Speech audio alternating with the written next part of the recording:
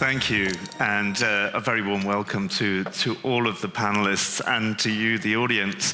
I think that was a great job in terms of setting the scene. 250 gigawatts of additional power capacity, and what better source of energy to drive that than natural gas? Natural gas is transformational in its ability to deliver reliable, flexible, and I hope affordable electricity in Africa and around the world. And we're going to discuss how we can accelerate that and realize the true potential of not only Africa's gas resource, but also its use into power. So a fantastic panel, a very warm welcome. And Eric, I'd like to begin with you. You've advised governments and private investors on strategies to maximize the economic and social impact of energy projects across Africa.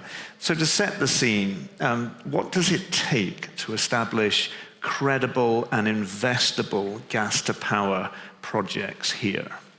Well, thank you very much, and good morning to everybody. I am really glad to see how the gas story is developing, because back in, maybe 15 or so years ago, when I started saying in speeches across the continent, I wish for Africa gas, not oil. A number of people used to challenge me on that, until we could get to the point of discussing the benefits of gas, because it is both a fuel and it is a feedstock. And one of the legacies that the generation before mine in Trinidad and Tobago left me and poured a lot of things into my head about was the fact that if you could use both of those characteristics, you stand a better chance of creating economic development, social benefits, and of course to make profits from various activities involving gas. Usually, power plants tend to rely for their profitability on what we call a utility rate of return, which is not wildly exciting to someone who's in the oil business or even selling cloth. But if you are able to combine those two characteristics, where you could potentially have a baseload off-taker of the electrons from the electricity generation process, where those projects in themselves become economic and other multipliers, in effect creating an economic cluster of activity, then you have the potential to maximize on the use of the natural gas and also to transfer some of that benefit into the society. So for instance, if you build a power plant that is bigger than the needs of the baseload supply, those projects by design have to run 24/7 and must be very efficient. And therefore, you have the opportunity to export excess electrons into the national grid and therefore create benefits for all. So that's a very high level. Originally, I'm a geoscientist, and the geoscientist in me was taught oil is found and gas is found in the minds of men. Similarly, with these activities, I think it is if we can conceive from a core position in conceptualizing projects that we want to provide economic and social benefits, as well as generate a good return on projects, then I think that actually is where it starts. And from there, some of the very brilliant minds that I've come across can then try to figure it out. Thank you for that, Eric. And I do want to come back onto that affordability versus value creation discussion as we get into the conversation. Charles, before we get into gas-to-power market development in more detail, I feel it would be remiss if we don't touch on gas supply. And as a financier working in the gas sector, what do financiers look for to get more capital moving into upstream gas development across Africa? And what are the most appropriate paths to gas monetization? Good morning, everyone. I'm very pleased to be part of this eminent panel. Thank you, Gavin, for your question. Coming from a development bank, for us, it's very, very, very critical to unlock natural gas for domestic utilization. And I echo what the previous speaker has said. We focus a lot on unlocking investment around gas to power across the continent, not just for the sake of power generation, but also for job creation, employment, and also harnessing the entire value chain for industrialization, for fertilizers, etc. So, how do we see what are the incentives for capital to start flowing upstream? What we look particularly is our role as an investment bank, how we can come in to cover some of the risks, including the political risk insurance, so that it makes it easier for investors to come in a particular jurisdiction. And of course, on the upstream side, we provide a lot of support to governments in terms of how do they put together a conducive legal, fiscal, and business framework so that investment can freely flow in that country. So basically, we are looking at both support for the government in terms of the conducive environment, but also looking at how we provide all the instruments to de-risk finance, either political risk insurance or commercial risk guarantee, so that investment can flow in the sector. Thank you, Charles.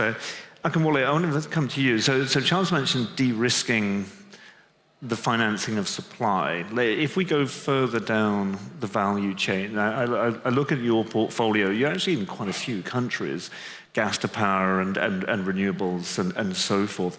How does Genesis de-risk gas to power when you're looking at it as a future investment and perhaps also as an ongoing project? Yeah, no, thanks, Gavin. And good morning, everyone, once again. So energy is life, and life is energy. And the core to any country's power availability, electricity supply to its people, it's baseload. Baseload just refers to 24-hour, reliable, clean energy supply. Gas is one of those fuel that is clean, and they can deliver this baseload solution.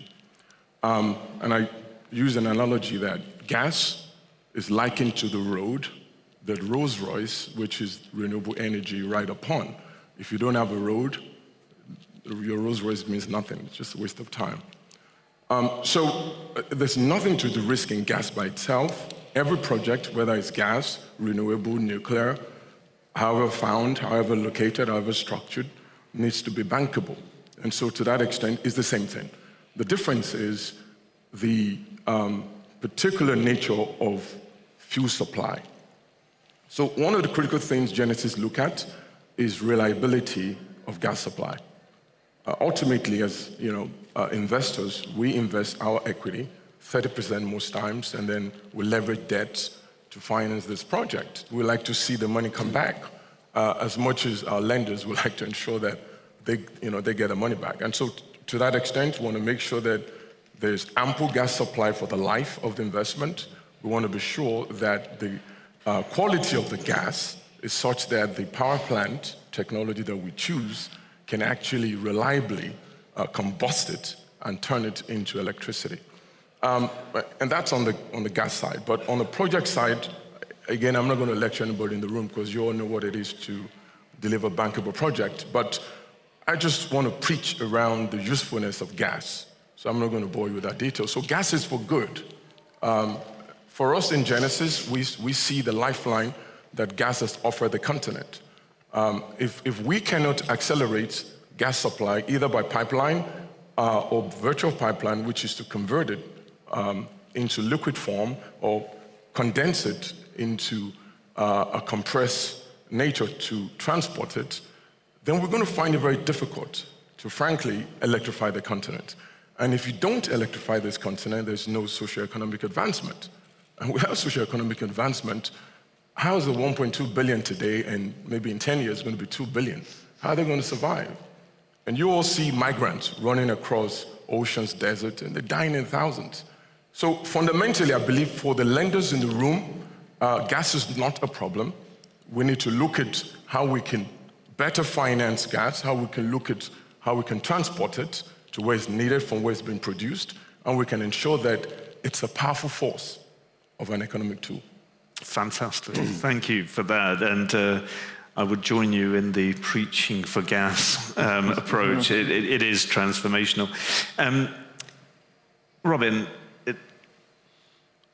when I see gas-to-power projects around Africa, too often, well, not too often, small is good, but we're not seeing a lot of the large-scale gas-to-power that we see in other parts of the world. Now, at MSAPP, you've got major gas-to-power ambition. How is that going to be delivered at the scale? I think it's 2 to 3 gigawatts. How does that get delivered at scale? So the scale is a very important part of the project. Right? You've got these enormous gas reserves offshore Cabo Delgado. There's 150 TCF of gas, or what's that, 25 billion barrels of oil equivalent. And that's all going to be turned into LNG and is going to go off to Asia, to Europe, to wherever, and very little of that is going to be seen in Africa. One of the themes of NJ's conference is how do we power Africa, not how do we help our friends and make a bit of money along the way. Because of the distances involved, Cabo Delgado, Palma is 2,500 kilometers from Maputo. It's a very large country. We're 1,100 kilometers from Songo in the west of Mozambique. Transferring the molecules over those distances is troublesome. We find it easier to put forward a high voltage DC line as the way of getting the energy across the country. And the reason we want to do that is because there is a massive market in Southern Africa. We talked about 250 gigawatts. Just in Southern Africa alone, there's about 15 gigawatts of unserved demand at the moment, and it's only going to get worse as South Africa starts decommissioning coal power plants, as the area industrializes, as population grows. But you can't do that without scale. You can't build an 1,100 kilometer transmission line for 100 megawatts or whatever. And also recognize that the domestic gas allocation, 25% of production of those LNG facilities is to be put forward as domestic gas. So that's about a BCF a day from the current facilities. We're only going to use a fraction of that, maybe 400 million a day for a 3 gigawatt plant. And that can be used locally, the power, a lot of local capacity building, build the economy of Cabo Delgado, because there is a horrific insurgency going on up there at the moment. There were some beheadings in the area just a few weeks ago, so it hasn't gone away. But prosperous people don't do that sort of thing. These kids get picked up for $300 a month and given a gun and told to go. They get killed by the Rwandans and they come back and get the next one. It's a horrific cycle of violence. Give them jobs, make the area prosperous, build the petrochemical plants and whatever that can use the gas and need power. So we do all that locally. That's 200 or 300 megawatts at the moment. It's not much, but it will grow. And then this 2 gigawatt line across to the Southern African power pool that gets you to Katanga province of the DRC, gets you to the mining areas so you can mine all those critical minerals for the energy transition that we're going through at the moment. but it only works because of the scale of the project. Great, thank you, Robin. And Charles, we during the Africa Energy Week panels I've been on, we talked a lot about gas producers, gas supply, gas infrastructure. Haven't talked enough, I don't think, about utilities. And as Eric mentioned, sometimes maybe they're not that exciting, but bankable utilities are really key to ensuring that anchor customers are creditworthy and can sign long-term offtake agreements. How are African electricity utilities being supported to develop more gas-to-power investment, and how big a challenge is that? Thank you very much. You are right. Utilities play a big role, a central role in unlocking gas-to-power markets. But aside utilities, we also have regulators. We have also government coming up with policy. I think what is fundamental is to have the energy market right, with the right tools and structure. And the utilities really need to be creditworthy, that's to start with, because the energy market is set in a way that independent producers have a single buyer model, which is the power utility, and the entire business model relies on the creditworthiness of the utility. So what is happening now is that this year, the African Development Bank has just produced what we called the Electricity Regulatory Index, which kind of assesses how utilities across Africa fare in terms of capacity to deliver, creditworthiness, and yeah. So I think what comes of the study is that utilities really need to be to have sufficient independence in terms of setting cost-effective tariff without interference, so that they can be able to be viable. That's one. Second, utilities should be able also to operate, basically to minimize technical and commercial losses, so that they can be viable and bankable, right? This is very, very fundamental because unless utilities can generate enough revenues through collection revenues, metering, they won't be able really to pay back to the producers. And therefore, the entire system risks collapsing. But the good news is that we see utilities really improving across the continent. There are a lot of technical support being offered by utilities. I think we even have regional regulatory bodies across the different recs, and they are working together across regional power pools. I think collaboration and participation in larger markets has also helped strengthen capacity for utilities. But there's a wider range of solutions utilities can tap into. On the financing side, utilities can work with a development bank like ours to see how they can target or maybe improve bankability project, aligning the PPAs with the gas supply agreements, so that we have a clear liquidity across the entire value chain, and be able really to make sure that the system is self-sufficient. Thank you, and it's great to hear that the steps are being put in place around billing and revenue generation. It's a real key building block of gas to power. And you provide lots of cause for optimism, Charles, there. A lot of hard work still to be done, but optimism.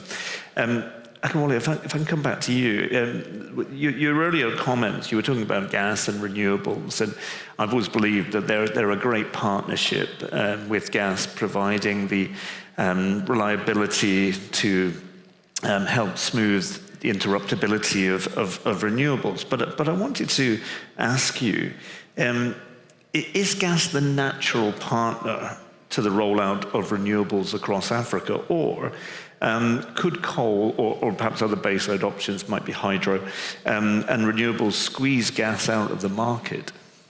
I believe that it's always going to be a mix. Some technology does exist, I haven't seen it, but I've read it, to enable coal to be less a bad emitter. So in locations where there's coal and there's no gas, my sense is that if there are ways to make coal cleaner, I would encourage it.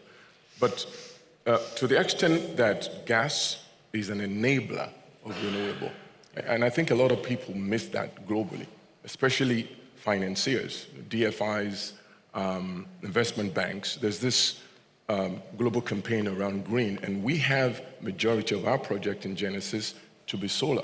So we have over 4 gigawatt of pipeline of solar because, as we all know, Africa has just two problems. There's the access problem for those that, frankly, have just no access to electricity at all. Yeah. And then there's the availability problem for those that have the access but don't get it reliably, don't get it all the time, or don't get it, frankly, at a good price because they have to back it up. And so, to that extent, we see solar to be the best solution for access problem. My aunts and sisters and grandparents in the villages, in the rural communities, can't wait for 10 years to build a big gas-to-power plant, large transmission lines, and so on and so forth. So in 6 months, Genesis gives them access to modern form of energy, and their life is transformed, but they can't get that energy 24 hours. Gas, on the other hand, creates the basis for which I can build. So for every 1 megawatt of gas plant that we build 2 megawatt peak of solar. Because the gas creates that base load that creates the stability on the grid. And for which I can now add double the capacity of my renewable. So the partnership is so perfect. And if we can just, and for those in the room that really knows a lot about how things work, it's important to message that properly. That gas is not the enemy of renewable. Actually, without gas, there is no renewable. I think there's a natural partnership between gas and renewables that too often is dismissed as competition. Yes. And it's misleading and often inaccurate. Eric, I want to come back to you because there's a really key question here. And maybe it's a miscomprehension, and you can dismiss it, around the affordability of gas. Now, we hear this all the time. Africa can't afford gas. Countries outside, developing economies outside of Africa, you can't afford gas. But if gas is displacing diesel, for example, then it's affordable. If gas is being linked, and you mentioned this earlier about the economic benefits, the social benefits, then it's affordable. Can Africa afford gas?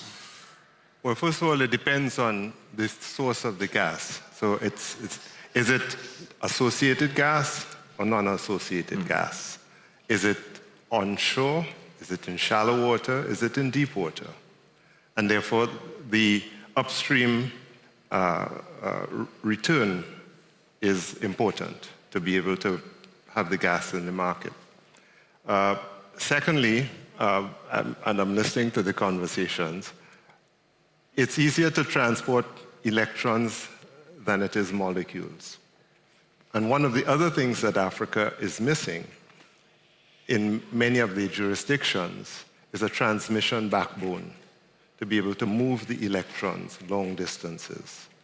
The microgrid and with renewables is indeed a viable complementary activity. So at the end of the day, when you come down to the pricing, when I've been looking at different projects, I came to the conclusion that what you need is the right price for the right mix of the entire value chain. so that a price that works in country A is not necessarily what will work in country B. Right.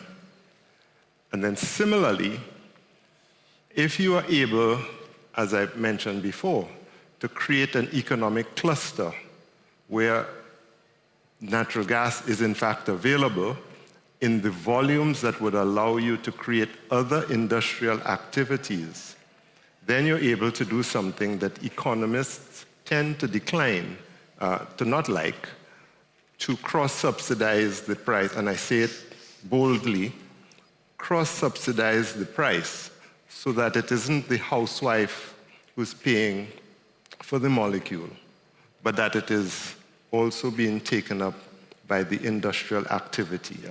And I mean, if you go take the model of a household, if we have the family budget to do this and that, and all of a sudden the child needs a shoe, you will forego something else in order for the child to have a shoe.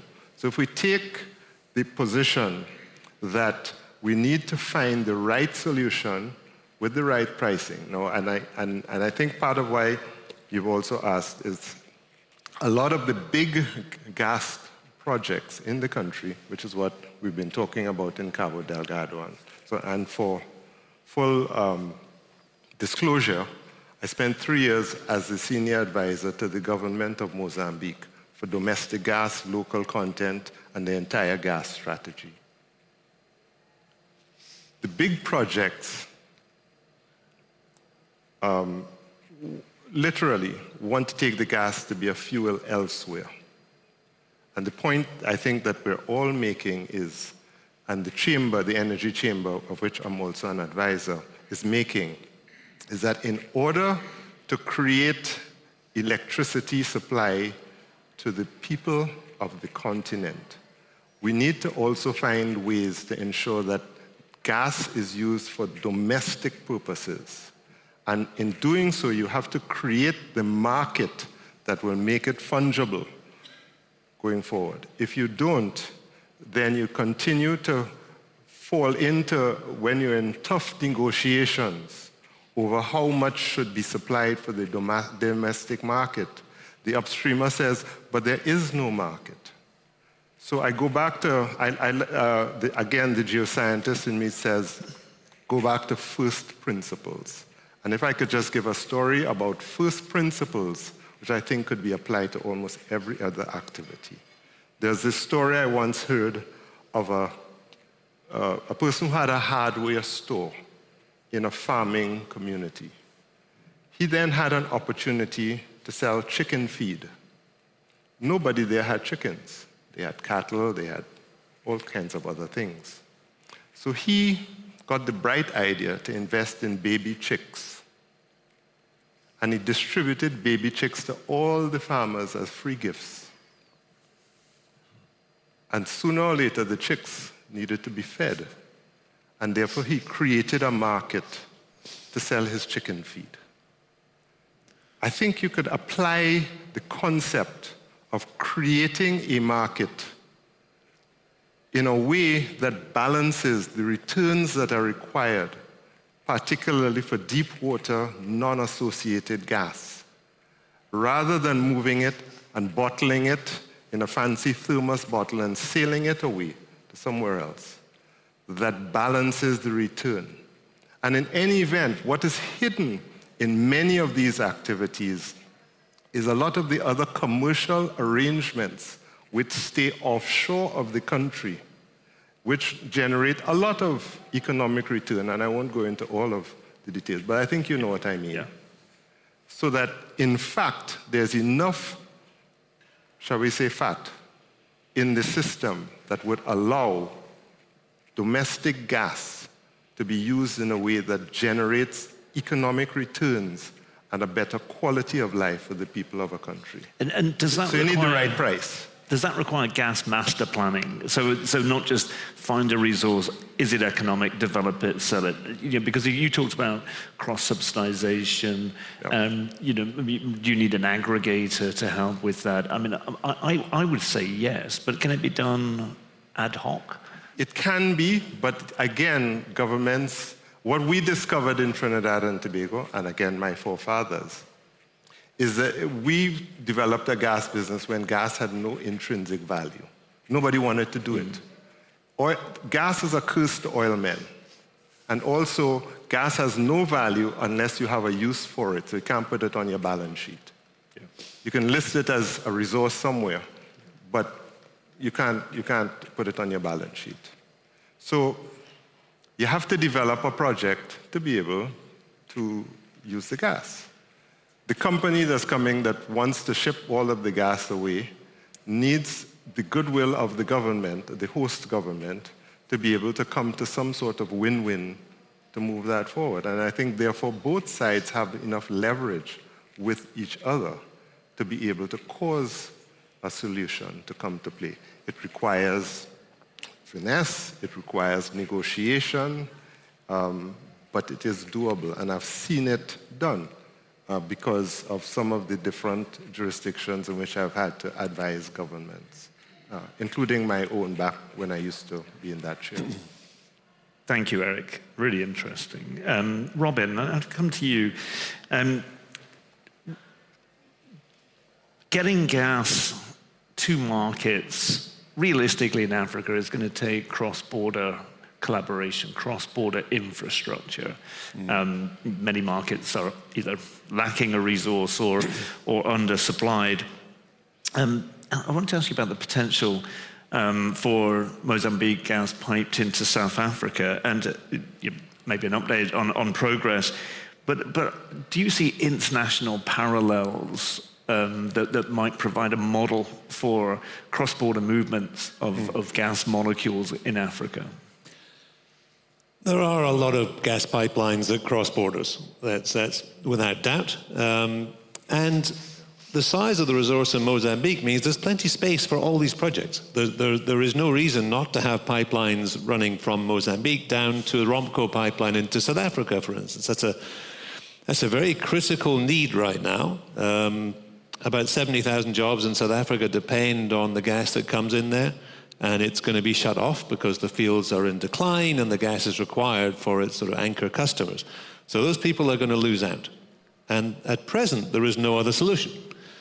The problem is that the pipeline is about $8 billion to bring that gas from Cabo Delgado down to Rhinoceros to get into that system, which is kind of prohibitive when you don't yet have the baby chickens that you're going to feed with the gas when it arrives there. So bringing electricity, again, it's much easier. There is already a Southern African power pool. They build interconnectors. Often they're just built another one up to Malawi. These things are happening. You just plug into that grid and the demand is there. And they are desperate for supply to enable them to build more interconnectors, for instance, up to Katanga to do that. As for the history of these things, MSAP, we seem to like acronyms, is based on a project called TAP, which was the Turkmenistan, Afghanistan, Pakistan project. Huge gas resources in Turkmenistan, massive demand, unserved in Pakistan, and no access to the energy they needed. They're now doing LNG imports. But you can all see the problem, I'm sure, of Afghanistan being in the middle. They actually got quite far. Some of our American shareholders were involved in the project. Generation in Turkmenistan is built, Mary 2, I think it's called, 1.5 gigawatts. The AC lines that were part of the commitment made it to Herat and Kandahar. And the switch-on ceremony was in September of a year, I forget which, probably because it's in the dark recesses of my mind now, because it's the same time as the US pulled out and the Taliban arrived back in Afghanistan. So that was the end of that part of the project. Those lights did not go on. The power is sold in Turkmenistan now. So unfortunately that didn't work. Now, we're all conscious that our HVDC line across Mozambique may face similar challenges. That insurgency, as I say, hasn't gone away.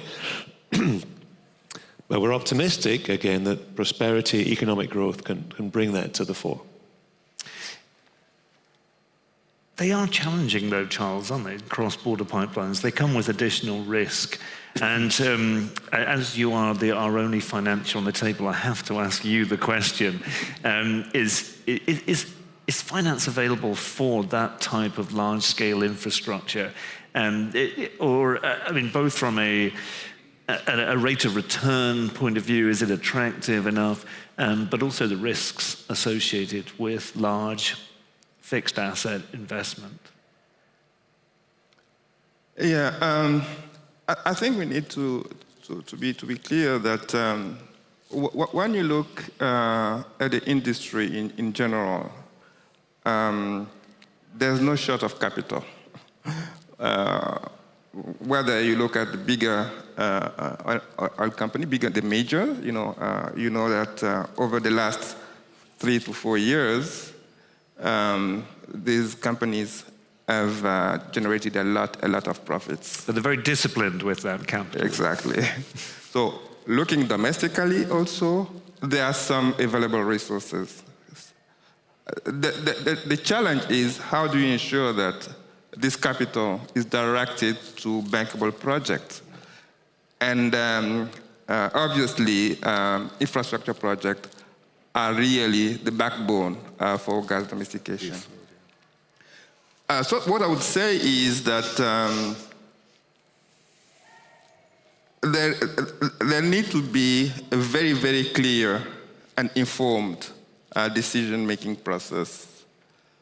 Whether you have to develop a gas pipeline to move molecules from A to B, or the alternative, are you going to build a power line? Because there is a trade-off, and this has to be really informed by strong and robust feasibility studies, looking at the market, the environment, and whatever makes sense is the choice which is informing the investment. I think from our perspective, at least, I believe that one of the key challenges around cross-border gas pipeline is really to ensure that you have a policy certainty. You know, you have to ensure that all the countries where the pipeline is going to cross come together and understand and agree on the rules of the game. We have also to ensure that there is a clear offtake who will anchor, the production. So I think all these elements actually coming together will ensure really that we can move forward. We have the case of the West African gas pipeline, yes, which has been operating for years, despite a few challenges to do with from the resource side. You know, as the market was growing in Nigeria, some of the gas dedicated to the pipeline was redirected to the local market. But we see now that this West African gas pipeline is really being revived. There are projects to extend the West African gas pipeline towards Ivory Coast and up to Senegal. And that will be part of the new Nigeria-Morocco planned gas pipeline. So I think there's still a lot of interest from global investors. However, I think, as usual, bankability will be key. Addressing policy and regulatory issues across the pipeline routes are also some of the key elements to be considered. Thank you. And we were hoping that Judith, CEO of Ghana Gas, would have been here, and it would have been interesting to hear her view on the West Africa gas pipeline. Akinwole, if I can come back to you, pipelines often the bottleneck, quite challenging, but then it's not the only way to move gas. And I wanted to ask you about small-scale LNG, potential CNG project development that can offer a route to overcoming infrastructure challenges. And I know it's something which is part of the Genesis portfolio. It's funny, I was just thinking about that, and I thought maybe you were reading my mind. So big projects are important, and gas pipeline is the most efficient way to transport gas. It keeps the cost of molecules to a very low level to make sure that the out-on cost of tariff to the customer is low, definitely lower than solar plus battery combined.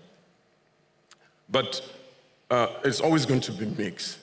You need to be able to transport gas to locations that you're unable to serve with gas pipeline, for whatever reason. Smaller customer base, inability to pay for bigger power, etc. And so this is where we have, as Genesis, we've partnered with gas producers. We've been able to compress their gas and take it over a reasonable distance, less than 250-kilometer radius. And I'm speaking practically so everybody can just learn from it. And the main thing for Genesis is that we need to catalyze more companies like ourselves to electrify the continent. And so if you compress gas within the distance of 250 kilometers, you can serve with compressed natural gas up to 20 megawatts. And that, I'm telling you, we serve over 20,000 people. And for customer base of industries, we create significant amount of social impact, socioeconomic impact in those communities.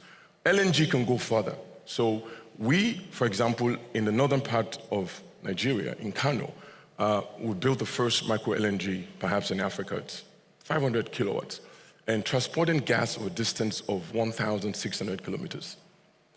A customer hitherto ran on diesel 24 hours. It's a plastic factory. It was a net return of about 11%. Again, it's important to speak to real numbers. With our liquefied natural gas power plant, his return shot up to over 40%.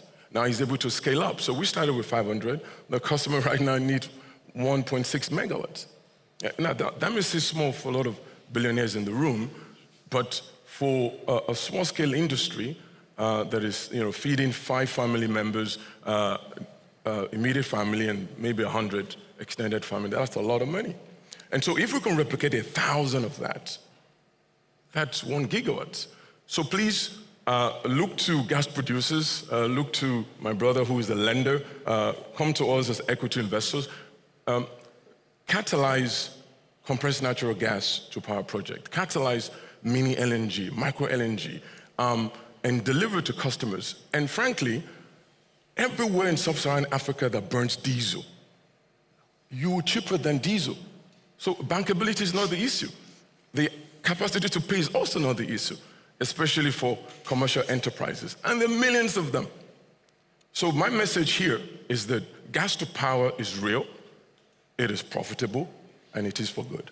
Fantastic. I'm a big fan. Small-scale LNG trucks. We've got about 2.5 minutes left, so that means the obligatory quick-fire question across the panel. We've given each of you about 30 seconds. What one change would you make or would you implement immediately to grow gas-to-power markets in Africa as quickly as possible? And it can be anything. Doesn't have to necessarily be something that's going to happen, but if you can make one change, then Robin, I'll begin with you. Well, in our case, it's very simple. Get rid of this insurgency, get on with the work, lift force majeure, so we can all get on with what we all want to do, creating prosperity within the region. Done. Fantastic. Charles. Yeah, I think for us as a development bank, we really need to put, we are putting a lot of money already into the electricity sector. And we realize that we need to have a right energy mix, where natural gas really would be very, very important, and as a transition fuel. And we are very open to discussing with whoever is ready to collaborate with us. Thank you. Eric, same question to you. Gas is a fuel and it's a feedstock.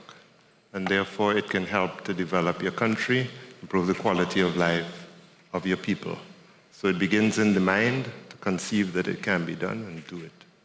Thank you. Akinwole. Democratize capital by simplifying processes. Simple. This has been the quickest quick-fire round I've been involved in, which I'm very grateful for.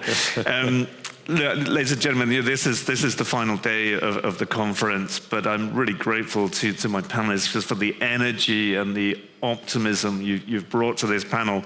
And thank you to you all for joining us today. And I'd ask you to put your hands together and to thank the panelists.